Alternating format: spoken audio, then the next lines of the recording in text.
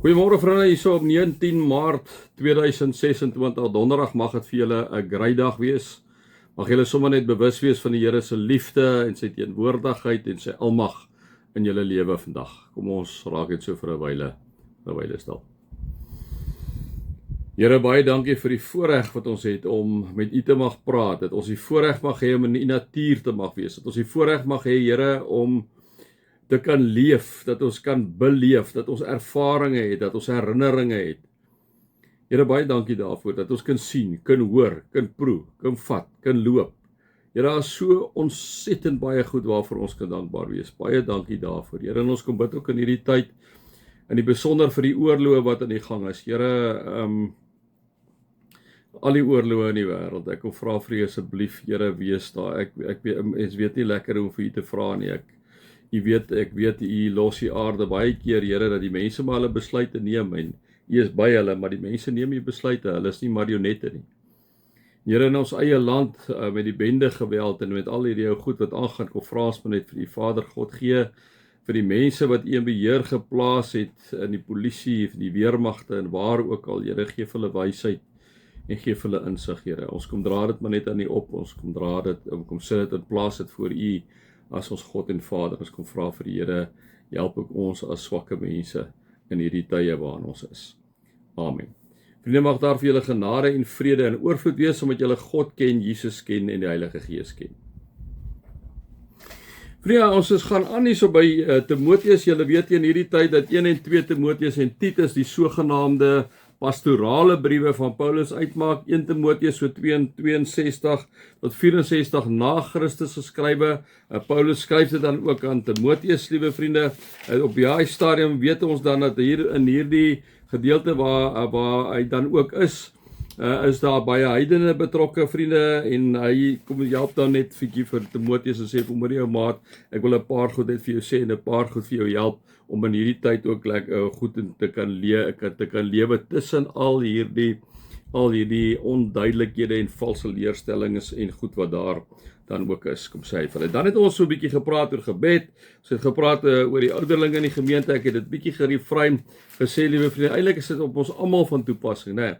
Hier spesifiek noem hy dat die ouderlinge, vandag gaan hy na die diakens van die gemeente toe, en onthou nou daai tyd, vriende, Paulus kon nie by hulle wees nie, kon nie altyd ander apostels by hulle wees nie, so wie is die ouens wat hierdie goed hanteer het? Dit was maar jou ouderlinge en jou diakens wat Paulus hulle daai tyd opgestel het, ook soos in ons tyd, liewe vriende, jy moet tog maar 'n bietjie, soos ons sê, management hê, dat daai management moet inderdaad lyk soos God, Jesus Christus en die Heilige Gees, hulle moet dit uitstraal. Vriende, dis van betrekking op almal. Of jy nou in die besigheidswêreld staan, of jy in die mediese beroep staan, of jy in die sales afdeling, bemarkingslyne staan, waar jy ook al staan, ek en jy is gemaak na die beeld van God om hom te verteenwoordig. Nou, so, dit is baie waar wat hy sê oor die ouderlinge, en dit is goed so, maar vriende, ek en jy moet almal hierdie eienskappe, moet ons natuurlik nastreef. Nee, ons het dit nou 'n bietjie stilgestaan daarmee, maar ouderling moet onberispelik wees, ek het dit van toepassing gemaak op almal. As jy 'n kind is van die Here, ons tweede waarde is om in die voetspore van Jesus Christus te volg, en ons derde waarde is om toe te laat dat die Heilige Gees deur ons werk. Die oomblik, liewe vriende, as ons in Jesus se voetspore volg, moet al hierdie goed deel wees van ons, né? Ons moet onberispelik wees, getrou aan jou man en vrou, nugter wees, verstandig, beskaaf, gasvry, bekwam om te onderrig, moenie aan drank verslaaf of 'n rusiemaker wees nie, moet inskikkelik wees, vredelievend wees, nie geldgierig wees nie, moet goeie beheer oor sy gesin kan uitoefen, né? Dit het ons so 'n bietjie met mekaar gepraat vandag, eintlik maar dieselfde. Hy praat nou hier met diakens, hy sê net so moet diakens ook manne van goeie karakter wees, eintlik vroue van goeie karakter wees, nee, ons het later ons nou agtergekom, baie van ons mense in daai tyd soos Paulus is maar uit 'n patriargale stelsel uitgekom, né? Maar die Here het ons almal kom gelykstel, dis nie meer Griek, slaaf of vryman nie, almal is gelyk voor die Here. Daarom moet ons ook vir mekaar kom sê, wanneer ons kom praat en luister net ook oor die manne, dan moet ons weet, dis in 'n spesifieke konteks geskrywe. Vroue, dis die ouderlinge en die diakens, jammer vir ons dopperbroers wat ek dink so 'n bietjie die pad byster geraak het in hierdie tyd, né?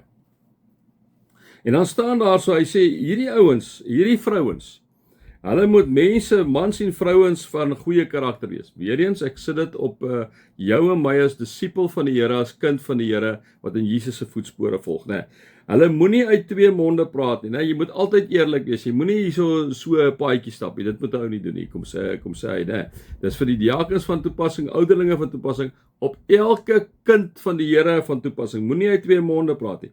Moenie aan drank verslaaf wees nie. Vriende, dit is iets waarna ons altyd moet kyk. Weereens niks verkeerd met 'n wyntjie nie, maar vriende, as jy 'n alkoholprobleem het, bly weg van wyn af.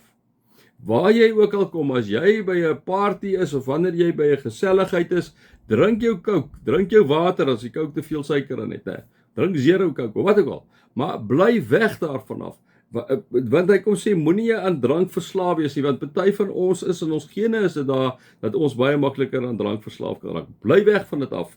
Nee, wat hy vir ons gesê, moenie op oneerlike maniere 'n wins maak nie, nee. Moenie bedrog pleeg nie, moenie hierdie onder die tafel deur goed vat nie. Dis wat Paulus kom sê. Hy kom sê vir die diakens, ouderlinge, maar vriende, dit is op elkeen van jou en van my van toepassing. Hulle moet in alle opregtheid aan die geopenbaarde waarheid van die geloof vashou. Wat is die geopenbare waarheid? Dat Jesus die weg en die waarheid en die lewe is. Niemand kom by die Vader behalwe deur my nie, kom sê Jesus, né?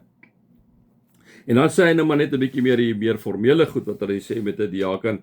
Voordat hulle diaken kan wees, moet daar ondersoek ingestel word na hulle geskiktheid en as niemand beswaar teen hulle inbring, kan hulle as diakens dien. Net so moet vroue ook van goeie karakter wees, nie skinder nie, nugter en in alles betroubaar. 'n Diaken moet aan sy vrou getrou wees, net so aan haar man getrou wees, né? En sy kinders en sy eie huisgesin of haar kinders na haar eie huisgesin goed beheer. Die wat as diaken goed gedien het, verwerf vir hulself 'n eervolle plek in die gemeente en groot vrymoedigheid in die geloof in Christus Jesus, né?